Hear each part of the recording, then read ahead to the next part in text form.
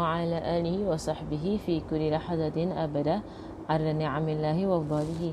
اللهم آتنا من لدنك رحمة وعلمنا من لدنك علما. سبحانك لا علم لنا إلا ما علمتنا إنك أنت العليم الحكيم. بسم الله الرحمن الرحيم.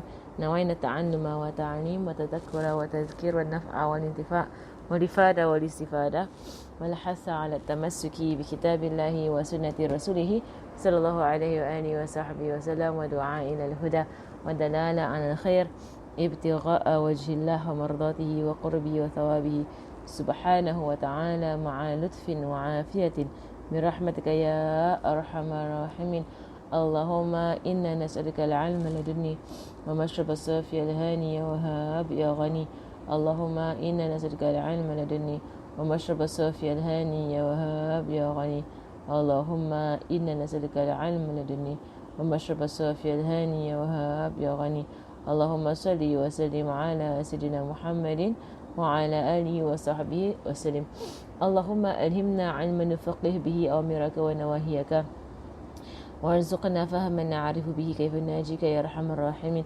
اللهم إنا نسألك فهم النبيين وحفظ المرسلين وإلهام الملائكة المقربين في عافية يا أرحم الراحمين. اللهم اغننا بالعلم وزينا بالحلم وأكرمنا بتقوى وجملنا بالعافية يا أرحم الراحمين. آمين. وصلى الله على سيدنا محمد وعلى آله وصحبه وسلم. اللهم إنا نستودعك ما قرأناه وما نقرأه في هذا المجلس وما قبله وما بعده فاحفظه علينا حتى ترده إلينا وقت احتياجنا إليه يا أرحم الراحمين. اللهم أكرمنا بنور الفهم وأخرجنا من ظلمات الوهم وافتح لنا أبواب رحمتك وانشر علينا حكمتك يا أرحم الراحمين. آمين.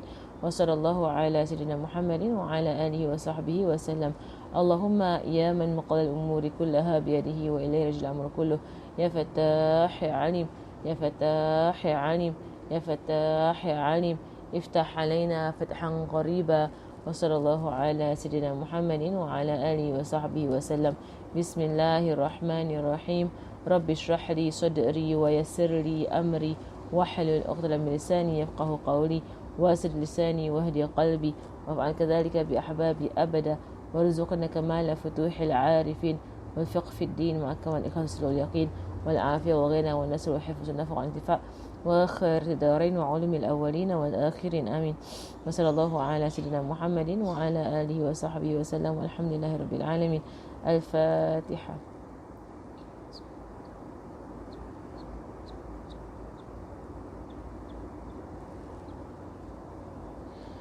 Alhamdulillah, Alhamdulillah, Alhamdulillah. We are continuing with our book Risalatul Jami'ah من كتاب رسالة الجامعة للإمام أحمد بن زين الحبشي ونفعنا الله به وبعلومه في الدارين. From the book رسالة الجامعة, the treatise for the common person by the great scholar Sheikh Ahmad Imam Al-Habib Ahmad Habib Ahmad bin Zain Ahmad bin Zain Al-Habshi. May Allah subhanahu wa ta'ala benefit us by him and by his knowledge. So he has said فروض الوضوء. That must be فروض الوضوء. So where he has said here فروض الوضوء ستة. الأول والنية والثاني غسل وجهه وحده من منابت شعر رأسي إلى منتهى اللحيين أو اللحيين والذقن طولا وعرضا من الأذن إلى الأذن. الثالث غسل اليدين إلى المرفقين. الرابع مسح شيء من بشرة الرأس أو شعر في حده. الخامس غسل الرجلين مع الكعبين. السادس الترتيب على هذه الكيفية. نعم. So the obligations of wudu are 6. The first one is the intention, which we went through last week in detail. Second is washing of the face, and the limits of the face are lengthwise from the place of the normal hairline on the head to the jawbone, and in the width from ear to ear. And last week we also mentioned about all the hairs within the face are to be washed as well. The including the sideburns, including the hairs, the eyebrows, right, including the beard as well. Right, so including the beard as well. For men, if he has a light beard, then it is compulsory for him to wash all the way into the skin. Right. However, if his beard is a thick beard, then it's enough for him to just wipe it on the outside. Whereas it's sunnah for him to use his fingers to comb through the beard from the back. Right, and then wiping part of the skin of the head that covers, and washing the arms up to and including the elbows. We mentioned that also. And then wiping the skin of the head that covers it. So wiping Allahumma salli ala sayyidina Muhammad, wiping part of the skin of the head, right, that covers it.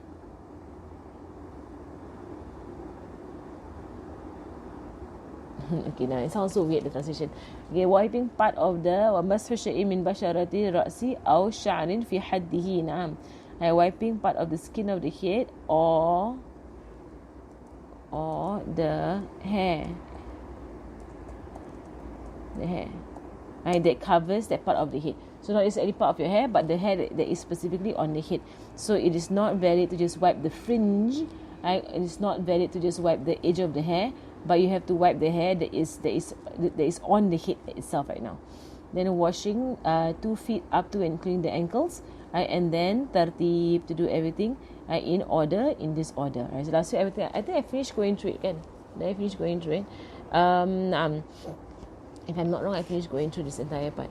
Are there any questions on this part? Otherwise we'll go on to the yeah, we finished it. Right, so now we are here. Washing the face, all we've done it, the hands and the arms, all we've done. Okay, now mujibatul ghusl. Tamam. Bismillahirrahmanirrahim. Allahumma salli ala sayyidina Muhammad. Tamam. Wa in kana alayhi janabatun. وإن كان عليه جنابة, in the janaba on the person, أو خروج مني بنوم أو غيره لازمه غسل جميع بدنه مع نية رفع الجنابة. Right, so if now we're going to janaba, and if he has janaba on him. And what is janaba? Janaba, we have linguistic and we have sharia meaning of janaba. Let me just bring this up. Okay, so for janaba, the sharia meaning of janaba, right? So the linguistic meaning, right, of janaba is to distance oneself, right? To distance.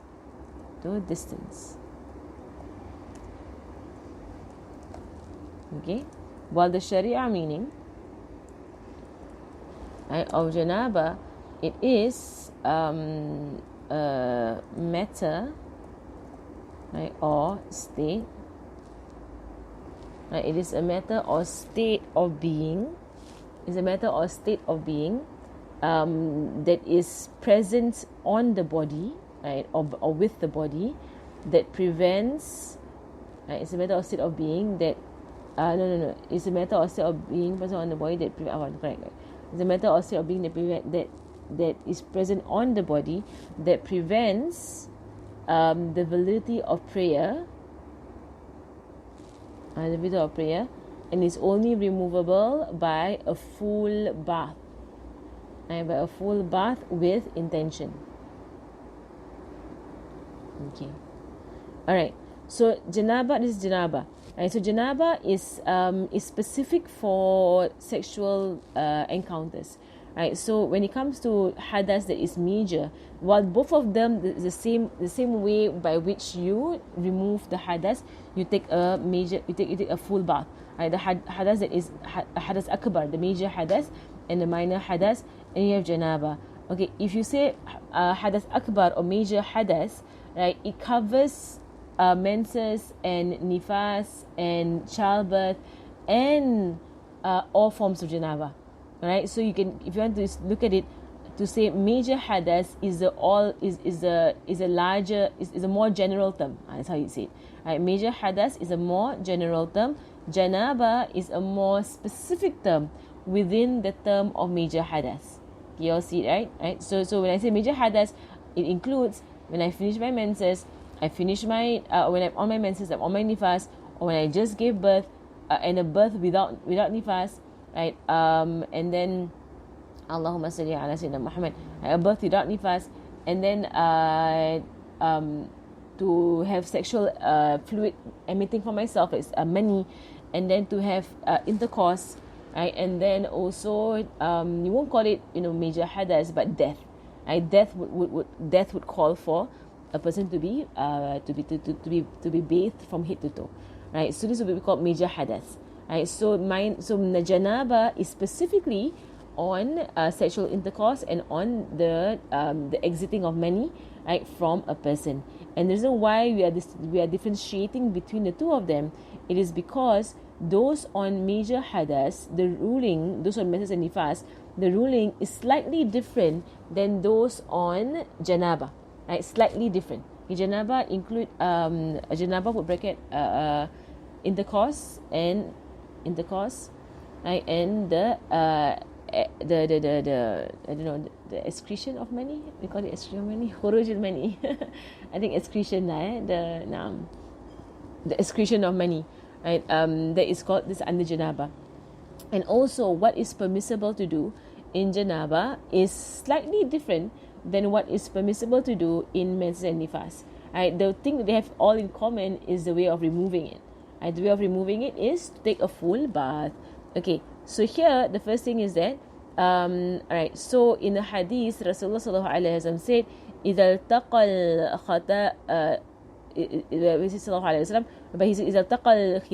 الختانان فقد وجب الغسل رواه البخاري. I said Rasulullah said in a hadith that when the two circumcised parts meet, right, then to bathe is compulsory. When the two circumcised, the hadith, and sallallahu alaihi wasallam, when the two circumcised parts meet, then to do the bath is compulsory. Okay. Nabila, are you there?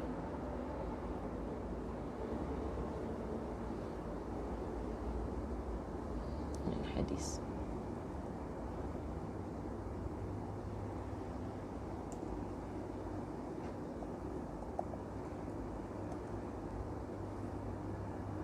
Okay, when the two circumcised parts meet, then to do the bath is compulsory.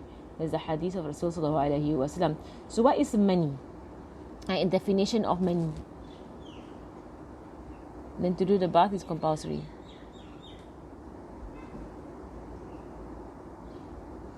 Okay, mani. Now definition of mani.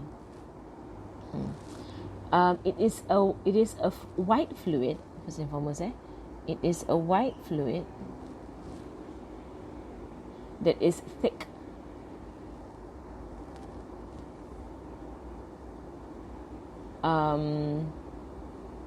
And it comes out, or it is emitted,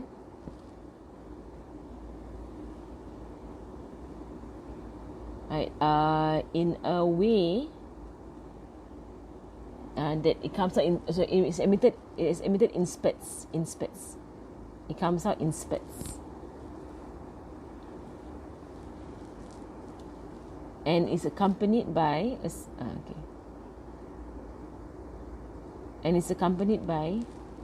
a sexual high.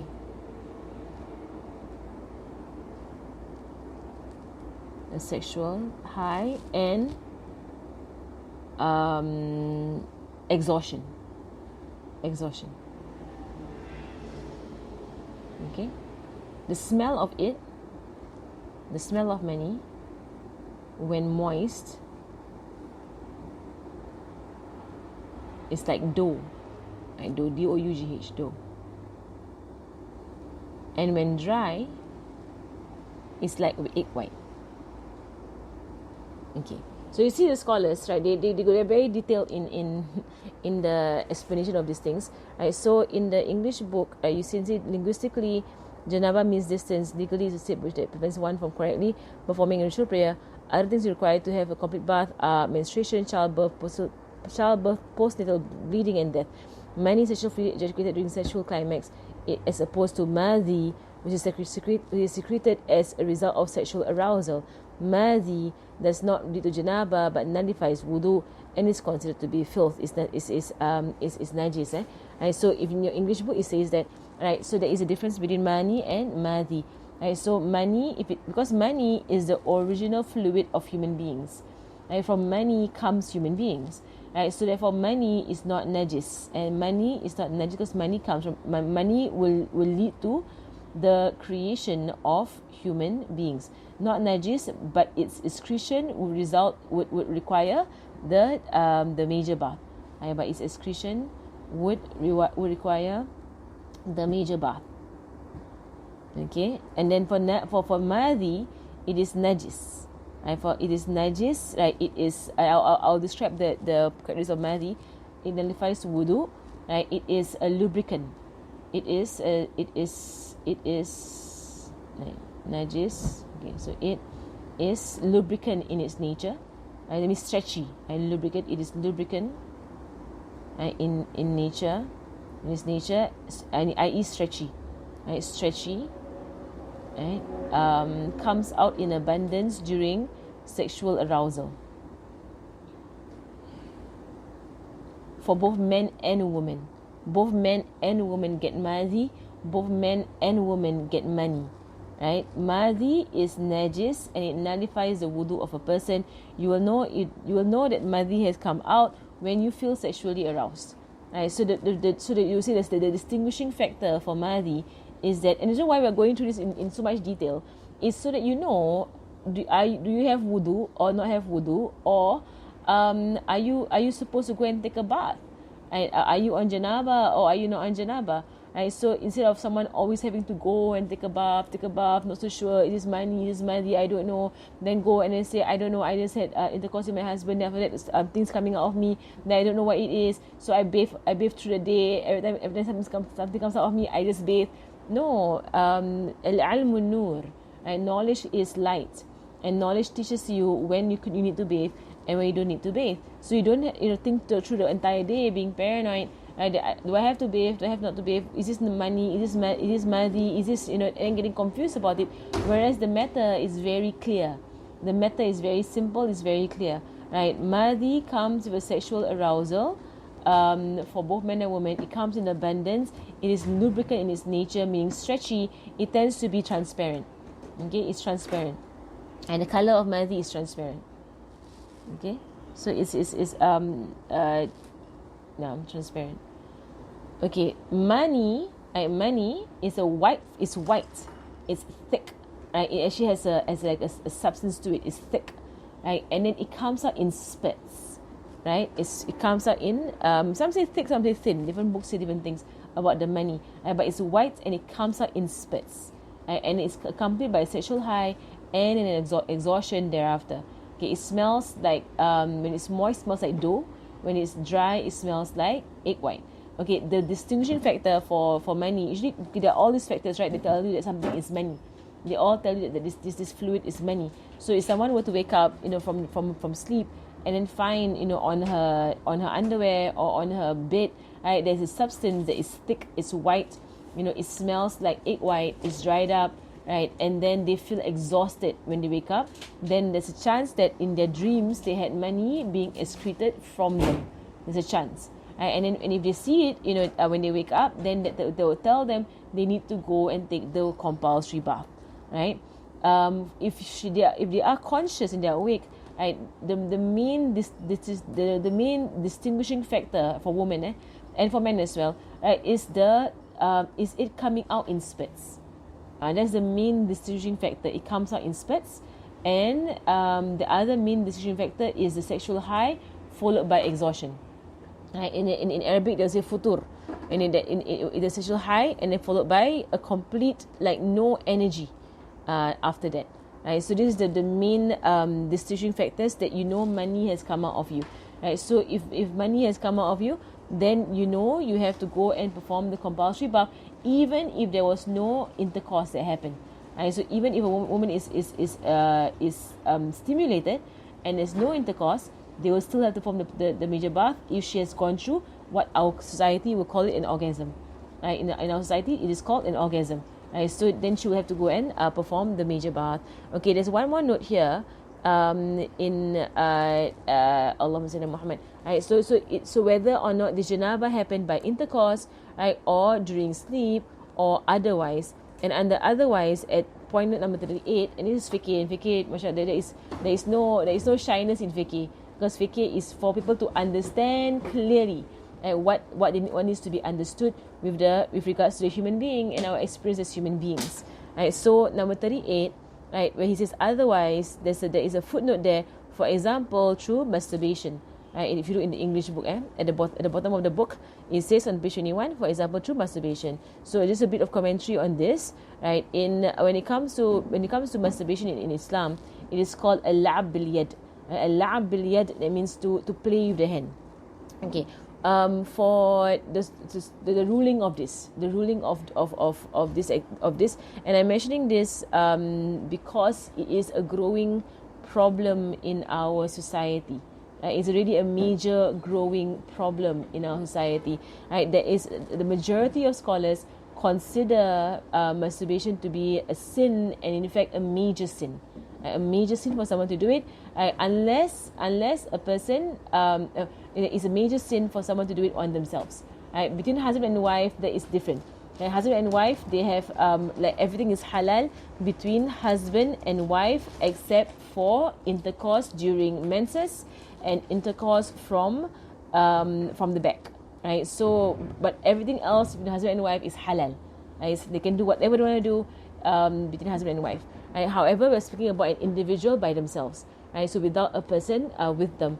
Right? So masturbation, and for me personally, I've had so many people coming to me for consultation with their addiction to this. Right? And they come from all forms and all walks of life, and you will not even imagine that they're actually having this problem of masturbation. Some of them, they begin as young as in primary school. They already learn to do it, and they began doing it, and they continue doing it till they are old, in their age. And I'm saying it out loud because I know I was surprised and shocked when I learned of really how many people are involved in this. But because it's something that is shy to talk about, people are shy to admit that they actually have this problem, and they're shy to seek help when they have this problem. Right, that it just gets in a sense swept under the rug, or people just don't talk about it, and they just suffer. They just suffer with it. In a sense, it is a suffering. Right? It is a suffering, because it's a form of addiction. Right? So first and foremost, I want to mention the hukum of this. The hukum of this is haram, and it is of the major sins. It's haram and it's of the major sins to the majority of the scholars in Islam. Right? There are of the scholars who do say, right, that it is permissible in a case whereby someone is unable to control themselves from zina, right, from fornication. If someone is unable to control themselves from fornication, then to go the way of masturbation to release their sexual impulses, right, is that they will say a lesser of two evils. Right, they're both evil. It's a lesser of two evils. Right? However, in our time, studies have shown that it does not actually satisfy sexual inclinations or sexual impulses. However, it actually feeds it. It actually intensifies it and makes it worse. Right? So the more a person does, it's a form of addiction. The more they do it, the more they need it. And the more they need it, the more they do it. And the more they do it, the more they need it. And then until it becomes a monster that consumes them, to the point that I've done consultation with people and spoken to them, and they're unable to sleep, they're unable to function, they're unable to do, and then it affects their marriage thereafter. When you finally get married, it affects them right thereafter. So it is a terrible evil. And then for me personally, I don't agree, with telling people that it's permissible, because you are basically giving them like a ticket to go down a very slippery slope, of really of being enslaved, right, to a person's sexual passions and sexual desires, which as Muslims we should not be. As Muslims, we should rise higher than this, and we have greater concerns in our life. Right? We should be pursuing greater things in life than just to be sexually satisfied every single day. Subhanallah. Right? So as Muslims, there are higher things to do in life. Right? So for me personally, I know that there are of some of the teachers out there, or even online. I've seen online videos of some popular preachers, who have said that it is permissible, but I don't think they know. I'm not sure if they are in touch with how big a problem this is in society, and how it has destroyed so many people's sanity, right, and people's marriages in people actually having engaged in this from a very young age. Allahu alam. Right, so I would, for me personally, I hold on to the opinion of majority of the scholars that it is a sin and a kaba'ir. It is a major sin. It's a sin and a major sin, and when we put it out there, so people will begin to learn to stop it, right, on themselves, and they learn to seek help if they're going through an addiction, in doing it. So just make it very firm on people. This is not permissible in our religion. To the vast majority of our scholars, and I'm saying this because there are people who are saying that it is permissible. It's not permissible. To the vast majority of our scholars saying that it's not permissible. Also, so if a person were to be doing, to be masturbating, and it's haram, to be masturbating, then they have money being ejaculated from them, right? Then of course they are in Janava. They have to take a full bath. Allahumma salli ala Sayyidina Muhammad. Okay, if many things happen at the same time, right? If many things happen at the same time that would require the Janaba, of course one bath suffices. And one bath suffices. That how even if you were to nullify a wudu in several different ways, right, one wudu suffices to remove everything. Because some people, again, there are all these misconceptions out there being spread around. Like I saw once people saying that those who gave birth and then they went to nifas, then they bathed from nifas, but did not do a specific bath from giving birth. There's no such thing. If you gave birth, you have nifas, and you took a bath after your nifas, you're done. You don't have to take 2 baths, 1 bath, right? But the only thing is that if you gave birth and there was no nifas, and it probably happens to a person, you gave birth, like for example during a cesarean. Some people, they don't experience bleeding after cesarean immediately. Later on, then it comes. So maybe for 24 hours, there was no bleeding. There was no immediate bleeding after cesarean. Then take a bath and pray. Take a bath and pray. Then when the blood comes, then you have entered into nifas. Similarly for miscarriages. Some people have dry miscarriages. Dry meaning the fetus comes out in a miscarriage and no blood. And it's possible, it's recorded in the books of Fiqh that women go through dry miscarriages and there's no blood. So when the fetus comes out, it's considered to be birth. It is birth, right? So therefore they have to take a shower and then perform their prayers. Allahumma salli ala Sayyidina Muhammad. Okay. Let me see if I missed out anything. Okay. So if someone, whether it's in sleep or waking up, okay, when it comes to having wet dreams, okay, this topic has a lot of things to talk about.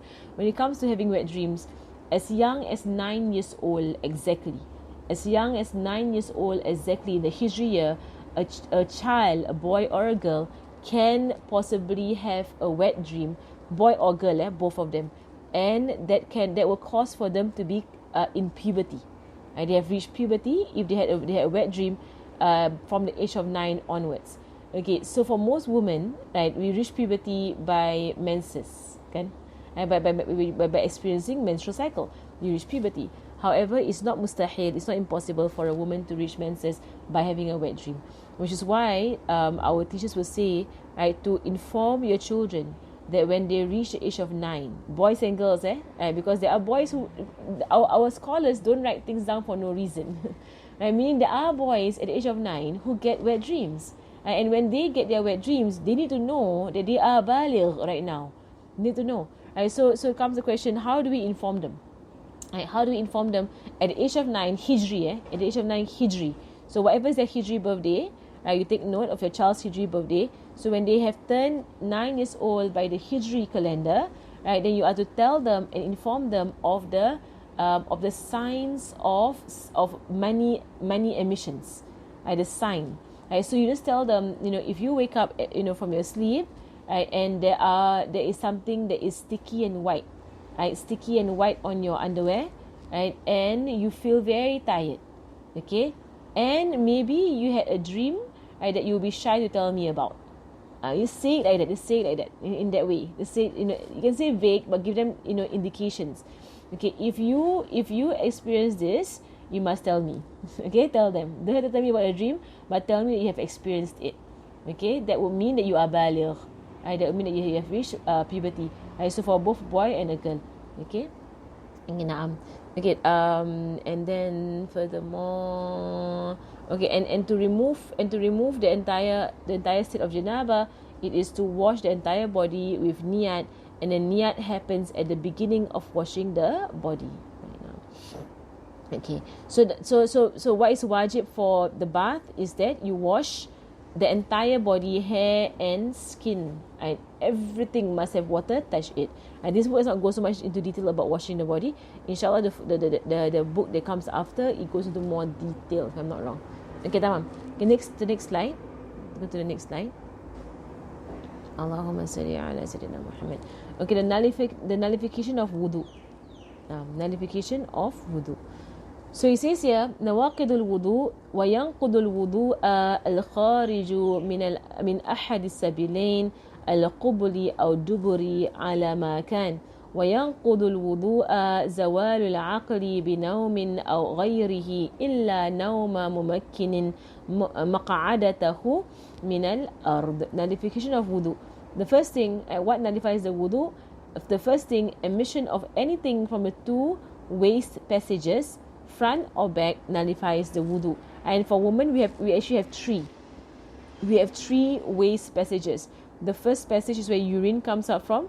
The second one is where menses comes out from, and the third one is where feces comes out from. All right. So for women, we actually have three passages. Right. Then they are different. Where your menses comes out from, and where urine comes out from, there are different passages. Right, so the one that is urine is attached to your bladder. The one that is menses is attached to your uterus, to your womb. Right, so it is said that Allahumma salli ala Sayyidina Muhammad.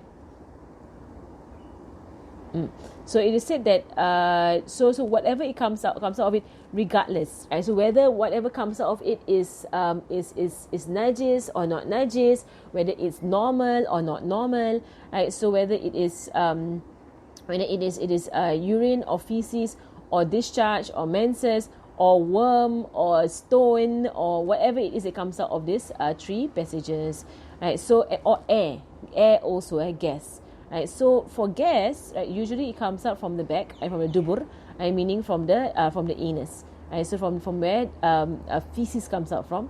There can possibly be gas coming out from the vagina as well, right? So gas from there has to come from the womb, and then that gas will be counted as something that will nullify the wudu, right? The gas that is from the vagina, right, it has to come from the womb, right? So we're not talking about air that gets trapped in the folds of the vagina or in the discharge that is at the mouth of the vagina, because in the movement, as you move around as a woman, as you move around, right, it is possible for the air on the outside world, from the outside world, get trapped as bubbles in our sticky or stretchy discharge. It's possible. Or the air gets trapped in the folds of the skin, right, that is inside our and that is at our private region. So when that happens to a person, the woman, and then she goes and she prays, and then when she moves into ruku and she sujud, she might feel from her private region like something that's coming out that sounds like a pop, like that you feel like there's like, is there gas coming out? Like you feel something like popping, from the vagina. That is nothing. It's nothing. It does not nullify your wudu. It does not. It's not najis. There's nothing there. It's just the gas that came in from the outside world, and it got trapped in the folds of the skin, or it got trapped in the discharge. That's all it is. That's the first thing.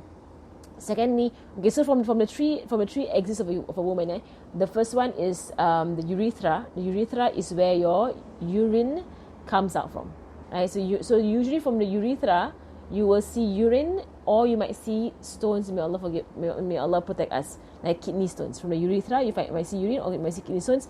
They both nullify the wudu. That it is highly unlikely, in fact, almost impossible for there to be gas coming out from the urethra. Okay, the second one is the vagina. So the vagina, what comes out of there? Right? What comes out of there is menses, and it's blood. Right? And the blood can be menses, can be istihada blood. Discharge, and the discharge that comes out from the vagina are of several types, and I'll speak about them in a while. And then air, right? Air coming out of vagina or the vagina, and this air specifically must have come from the womb. Then only is this air counted as something that will nullify your wudu. Okay, from the back, from the anus, right, what comes out of there usually, right, is feces, right, or gas. Gas from your intestines. Gas from the intestines. It's possible that water comes out of there from your back if you're not well. And it's possible that things like worms, may Allah protect us, worms and stones and like seeds and whatsoever come out from the back. Right, so it's what comes out. Okay, the front one easy. Right, the urethra is easy. The one from the urine. Right, the vagina one. Okay, so the vagina one, when we speak about menses and istihada blood, that one is clear. If that comes out, okay, menses, you're not on wudu anyway because you're on major hadas, kan? Because you're on menses, so you're on major hadas anyway. There's no wudu for you, right? But if you're on istihada, okay, if you're on istihada, the blood that comes out of your womb, right, and usually comes out from the ends of your womb, there is istihada. If you had just taken a wudu with your intention to be istibahata fardhi salah, whereby you intended istibahata fardhi salah, meaning permission to perform the prayer, then even if the blood of istihada flows out of you while you're on your way from the bathroom to having taken wudu to performing the prayer, all that blood is forgiven. It's forgiven and it's overlooked. It's pardoned, it's forgiven, it's overlooked. So if a woman just did istinja, and it's on the condition that she must have come into the prayer timing already. So she just did istinja after the prayer timing has come in. Then she performs wudu. In her wudu, she intends istibahata fardhi salah. Istibahata fardhi salah. She intends to seek permission to perform the prayer. Nabi, write it down. Istibahata fardhi salah. Nawaitu istibahata fardhi salah. You must say the word fard, right? And if you want to say in English also can. I intend to seek permission to pray. So you're not going to intend tahara. You're not going to intend rafal hadas. You're not removing any hadas. Nor are you going to enter into tahara. But all you are doing is that you're intending permission to pray. Right, niyat for istibaha. Alright, so if you are, and this also goes with somebody who has continuous urination, right? So incontinence, or somebody who has continuous gas emission, means continuous gases coming from themselves. Right, so all forms of da'im al hadas. Right, da'im al hadas means always in hadas. Right, so you don't niyat to remove the hadas. So for this person, right, the wudu that they have done is good enough to perform one fardu and as many sunnahs as they want, right, and to read the Quran and touch the Quran and to tawaf. Right, but they must do it immediately after having taken wudu without doing anything in between. Right, so however doing things in between that is to do with the prayer is permissible. Like for example, getting your telekong, getting your siwak, finding the qibla, waiting for the jama'ah. All of these things have to do with the prayer. It is permissible to delay your prayer for waiting in doing all of these things. Permissible, Okay, now. Okay. So from the vagina, air or menses, and discharge. From the vagina, discharge. Okay. About air. Air that is from the vagina that nullifies your wudu is air from the womb, and it tends to come out like a blowing.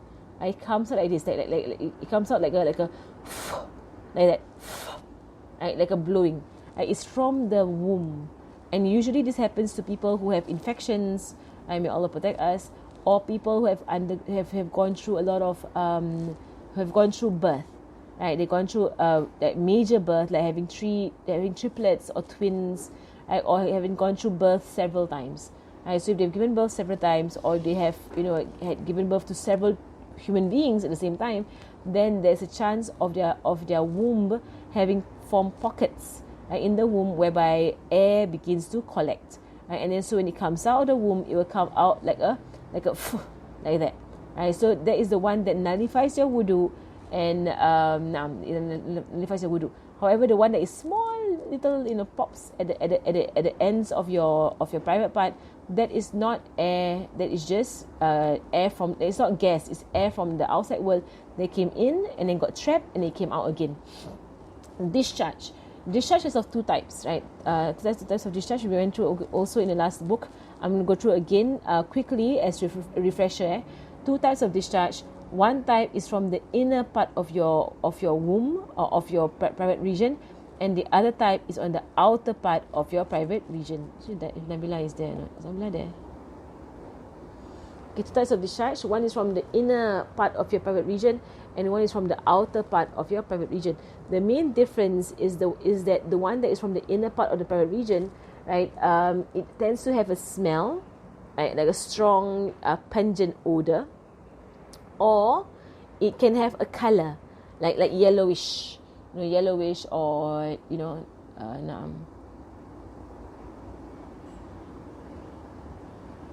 okay, yellowish, right, or a slight color to it, or it can be something that is runny, right, very thin and runny, right, or it can be stretchy. Right? Is that all oars? They're all oars, right? Or it can be stretchy, or it can be it can also be transparent, right, translucent. And we took one of them just now, which is the madhi.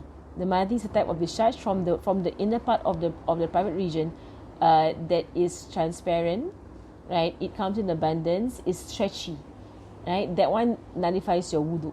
The other type of discharge, it comes from the womb, is called a wadi.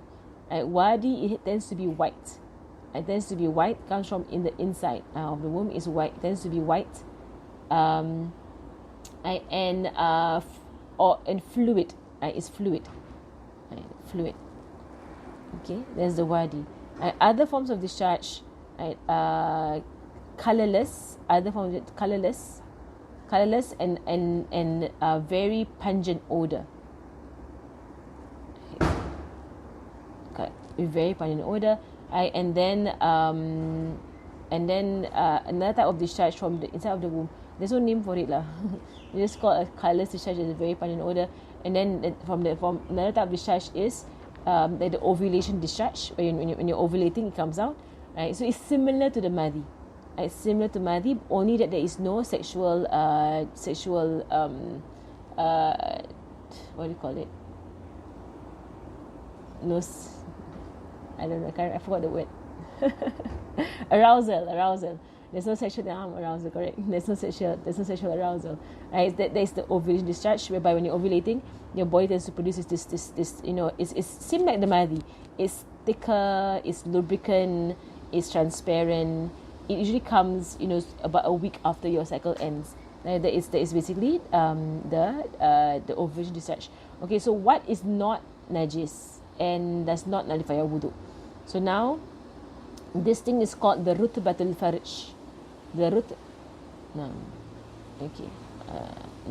So now the one that is not najis and does not nullify the wudu is called the rutbatul farj, which is the moisture of the privates. Okay, and this is basically slight smell. Has a slight smell. Okay. Slight smell, tends to be white, sometimes colorless. Okay, and then it tends to clump up. It's not stretchy, nor is it fluid, but it tends to clump up. Clump up like in a jaram. That means it can take on a shape, right? So the closest thing to it is like the uncooked fat of a chicken. So you get a chicken and you still look at the uncooked fat, like the white fat around the skin. Yeah, it looks like that. Small bits of or like kind of like stick glue, the glue that comes in the stick form, that kind of thing, something like that, right? Something like that. That one is the one that is from the privates. It is not najis. It does not nullify your wudu. It basically is from the outer part of your privates, and it keeps your body moist and healthy, and it prevents any form of infection, and it also prevents any form of pain when you walk around. If you're dry at your private region, it will be painful. I had to do a lot of work in a day. Right? So it's there for health. Right? So it has the same function somewhat like saliva. It's just there. Right? It's just there to keep your mouth moist for you to be able to function in the day. So I hope this is clear on the part of discharge. Okay, alhamdulillah. And then from the back is the dubur is from the is gas and feces.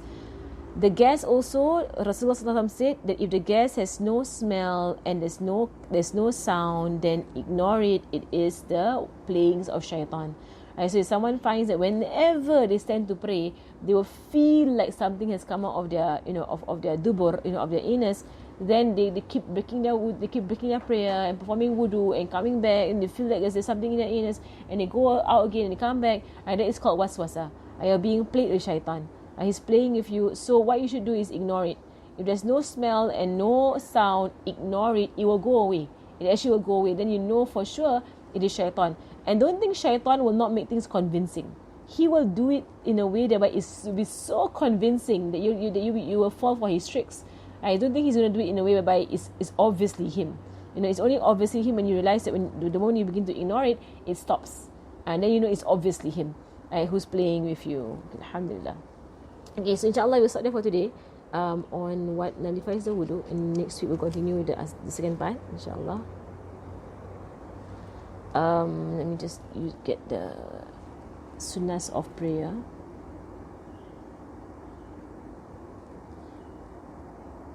Coloured discharge. What is the colour? Yellow. Yes, yellow. Coloured discharge is yellow. Sometimes they'll say it will tinge of brownishness, or off-white. So all the colours of discharge. Okay. Later I'll put it in. Let me share. Alright. So the sunnahs of prayer, sunnahs of placing the hands while sitting. To place the left hand on the end of the left thigh, means near your knees. Your fingers are near your knees during tashahhud and sitting to rest. The fingers are unclenched. To bring the fingers or left hand together, that means you have opened up your hands and the fingers are placed together and straight. The fingers are not spread apart, but they are brought close together. The end of the fingers are placed at the edge of the knee.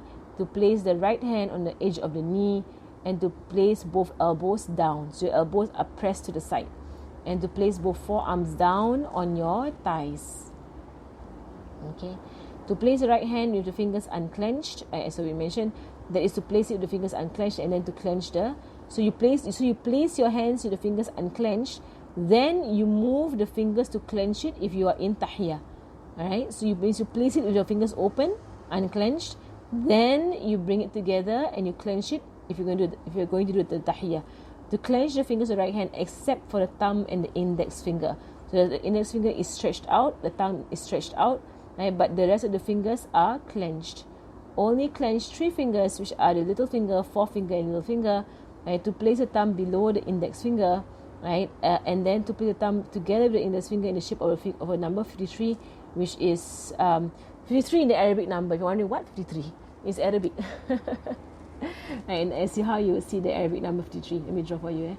Right, so the finger is here, right? And then your thumb, it goes in a circle like that. Okay, and then the rest of your fingers are like that. This is your hand.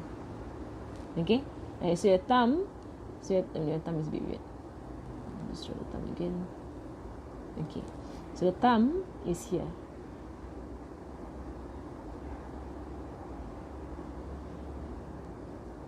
Okay, like that. Okay, so this is placed down first. So if you can see in Arabic, this is actually 53. 53. Undo. I'll just show it to you all. Okay, 50. There's a 5 in Arabic, right? And then 1, 2, 3. 53. That's why that's where the number 53 came from. You're wondering what? 53. Now, it's in Arabic. Right? So place the 3 fingers mentioned above. Clenched thumb is placed beside the index finger like that. In that. Right? So when you say Ashhadu an la ilaha illallah, at the point of the illallah, what you're going to do is that this finger will raise slightly. It will go up slightly. Okay? It's not stiff, but it's soft. Keep it soft and slightly bent. And it just goes up. It's a very small movement. It goes up at the point of illallah. Okay? Okay, na'am. Alright, so insyaAllah we'll stop there for today. Wa sallallahu ala sayyidina Muhammadin wa ala alihi wa sahbihi wa sallam. Walhamdulillahi rabbil alamin. Al-Fatiha. Anna Allah jana manafi'an.